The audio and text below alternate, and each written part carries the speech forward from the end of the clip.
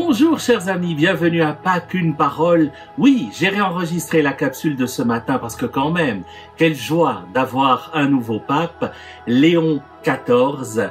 Depuis jeudi, je n'allais pas vous laisser comme ça, même pour le dernier jour de cette semaine, avant de changer le décor qui est ici derrière moi. Voici donc aujourd'hui, pour célébrer ce pape, deux paroles qui, vous allez le voir, vont tellement bien avec la joie qui nous habite. L'une de la Bible, que je tire du psaume 91, au versets 5 et 6, et l'autre du pape François. Et vous allez voir que tout cela nous aide à prier pour notre nouveau pape.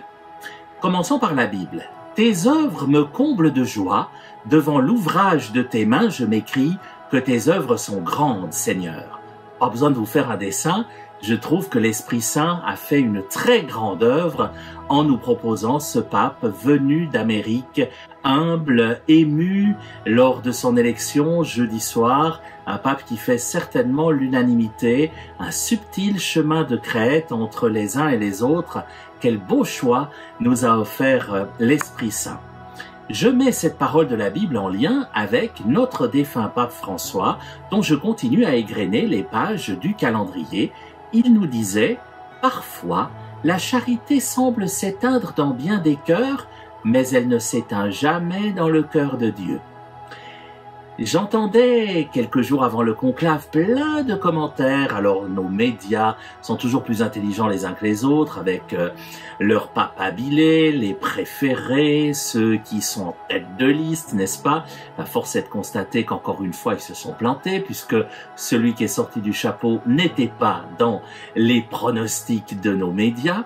Mais je trouve intéressant aussi ce que l'on entendait il y a quelques jours en arrière, avec quelques voix discordantes qui commençaient à dire « oui, alors il faut vraiment un retour complet à la tradition après le pape François » ou au contraire, alors il faut continuer à aller beaucoup plus loin encore que le pape François. Des voix qui s'élevaient les unes contre les autres. La charité semblait se refroidir un petit peu.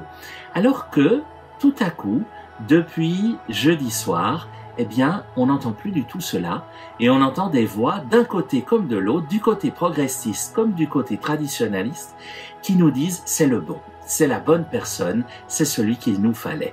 Eh bien voilà, la charité ne s'éteint jamais dans le cœur de Dieu.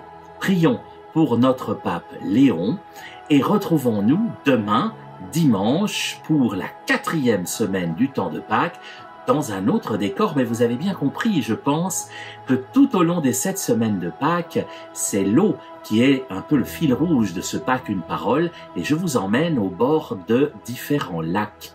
De quel lac s'agira-t-il demain? Eh bien, suspense. Rendez-vous sur ce même écran muni de la même Bible. D'ici là, soyez bénis.